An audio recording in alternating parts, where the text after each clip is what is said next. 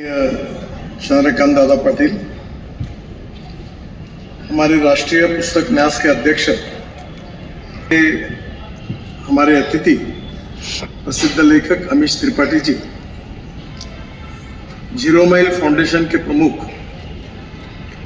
और आयोजक आदरणीय अजय संचेती जी और उपस्थित सभी गणमान्य व्यक्तिगण, लेखक, वाचक, विद्यार्थी और विशेष रूप से विचार संस्कृति के ऊपर प्रेम करने वाले सभी भाइयों और बहनों, सबसे पहले मैं मिलिंद मराठी जी को और राष्ट्रीय पुस्तक न्यास को हृदय से बहुत बहुत धन्यवाद दूंगा कि उन्होंने इस भव्य आयोजन का नागपुर को लाभ दिया है, इसलिए उनके प्रति ऋण व्यक्त करता हूं और उनको बहुत बहुत धन्यवाद देता हूं। वाचन संस्कृति ये केवल हमारे लिए मनोरंजन नहीं है। जो किताबें हम पढ़ते हैं और किताबों में जो विचार हमें हमारे हृदय तक पहुंचते हैं, वो अपने व्यक्तित्व को बदलते हैं और हमारी चाल चलन, व्यवहार और चरित्र जो होता है, व्यक्तित्व होता है, इसको बदलने में विचार संस्कृति का बहुत बड़ा योगदान होता है। मुझे बाकी तो अनुभव बाकी लोगों का क्या है उसके बारे में तो मैं नहीं कहूँगा, पर मैं जब बचपन में स्कूल में पढ़ता था तो विशेष रूप से छत्रपति शिवाजी महाराज के जीवन पर बाबा साहेब पुरंदरे, ये उनके जीवन पर उनकी व्याख्यानमाला होती थी और एक मराठी में उन्होंने राजा शिव छत्रपति करके किताब लिखी थी। उसके 2 पार्ट थे और पूरा छत्रपति शिवाजी महाराज का जीवन उसमें लिखा था।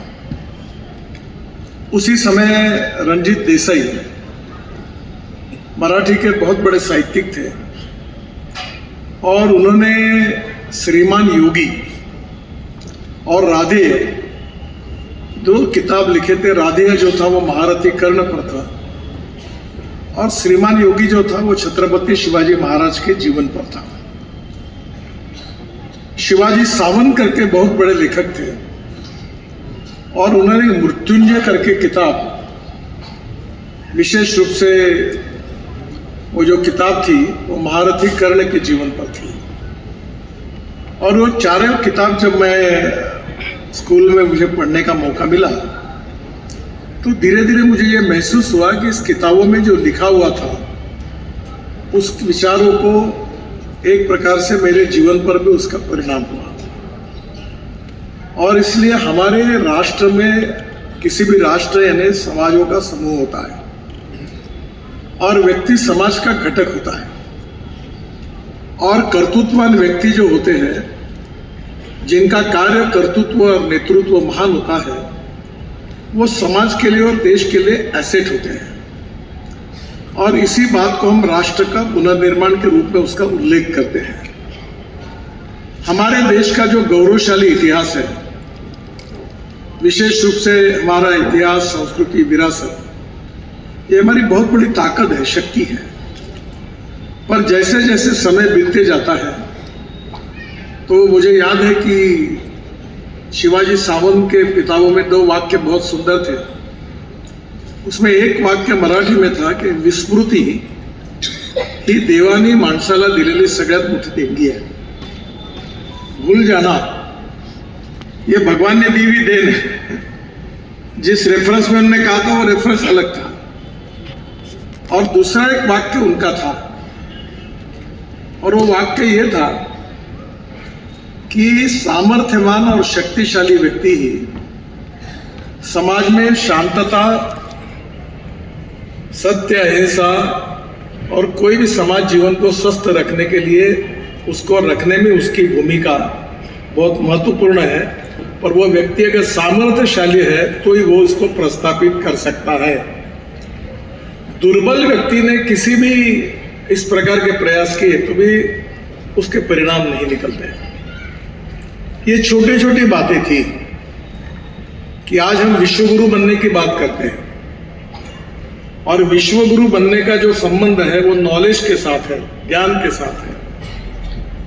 और ज्ञान जो है वो डिफेंस से लेकर एग्रीकल्चर तक हमारे हर क्षेत्र में नॉलेज जो है वो सबसे महत्वपूर्ण है। Innovation, entrepreneurship, science, technology, research, skill and successful practices, इसको हम नॉलेज कहते हैं। और conversion of knowledge into wealth हमारा भविष्य है।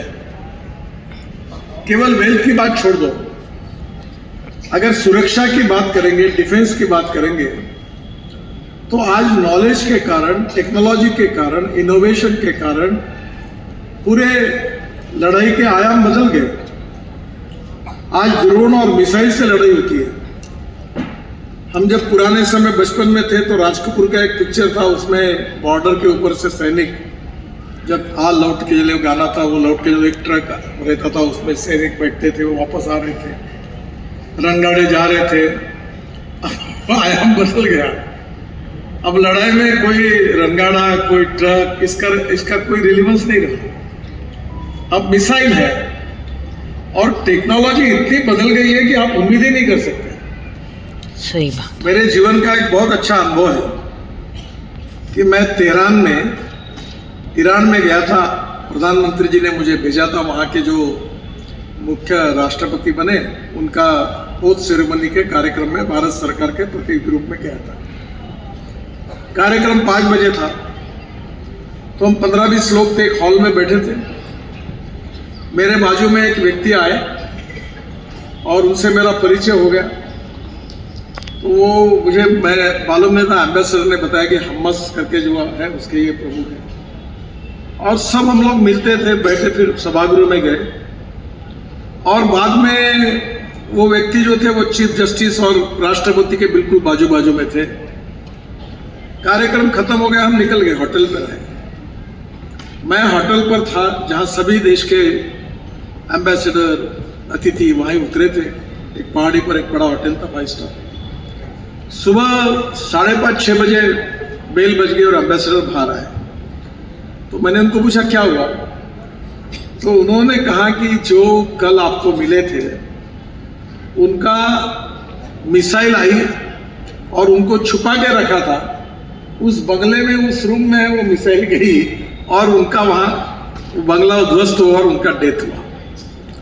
तो मुझे पहले लगा कि वो अपने होटल में तो नहीं हुआ। बोले यहाँ नहीं हुआ, उनको अलग से छुपा कर रखा था ईरान की सरकार ने, और वही घटना हुई। तब मैंने बोला ये कैसे हो सकता है। तो उन्होंने कहा कि ये समझ में नहीं आ रहा, पर ये टेक्नोलॉजी इतनी गई तो वर्ल्ड में कहीं से भी उसकी फ्रीक्वेंसी, उसको लेकर कोई मिसाइल छोड़ता है तो मेरे अपने ऊपर आ सकती है। इतनी टेक्नोलॉजी बदल गई। अब ये नॉलेज का विस्तार हुआ और इसका कारण जो है कि लगातार लोग जो इनोवेशंस कर रहे हैं, रिसर्च कर रहे हैं, ये कहाँ से करते हैं? अगर वो पढ़ते नहीं, अध्ययन नहीं करते, किताबें नहीं पढ़ते, तो उनको कहाँ से ये प्राप्त होगा? और इसलिए आज आने वाले समय में अगर आपको भविष्य की टेक्नोलॉजी, भविष्य की विजन और भविष्य में आर्थिक, सामाजिक, शैक्षणिक, डिफेंस, एग्रीकल्चर, सब क्षेत्र में अगर आगे जाना है तो आपको टेक्नोलॉजी का विकास करना होगा, नई नई बातों को स्वीकारना होगा और उसका विकास करना होगा। तो जो ज्ञान है वो केवल आप ऐसे आसानी से उसको जैसे पानी पिए वैसे ज्ञान ग्रहण किया, आधा किलो लाया, ऐसा नहीं होता। उसके लिए अनुभव चाहिए, अध्ययन चाहिए, चिंतन चाहिए, मनन चाहिए।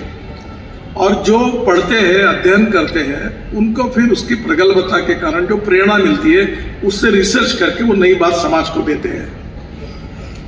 आज हमारे देश में जो कुछ हमें मिला है वो विचारों से मिला है, और विचार जो कुछ हमको मिले वो किताबों से मिले हैं। और इसलिए ये नॉलेज का एक प्रकार से भंडार है।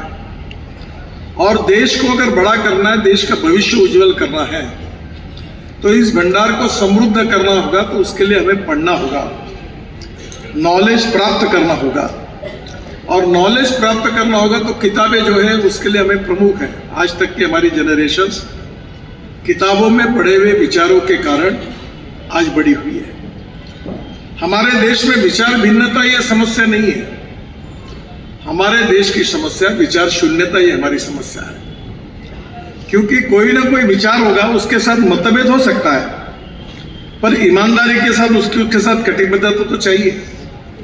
और इसलिए आने वाले समय में जैसे विज्ञान तंत्र विज्ञान बदल चुका है, सोशल मीडिया आई, अपने घर में बच्चे भी दिन भर मोबाइल फोन खेलते हैं, ये एक बहुत बड़ी समस्या है। और आने वाले समय में उसे क्या पढ़ते हैं, क्या दिखते हैं, क्या लिखते हैं, अब ये तो शायद ये हमारे लिए एक प्रश्न ही है, क्योंकि दिन भर अब किताबें पढ़ने के बजाय लोग मोबाइल फोन देखते बार बार।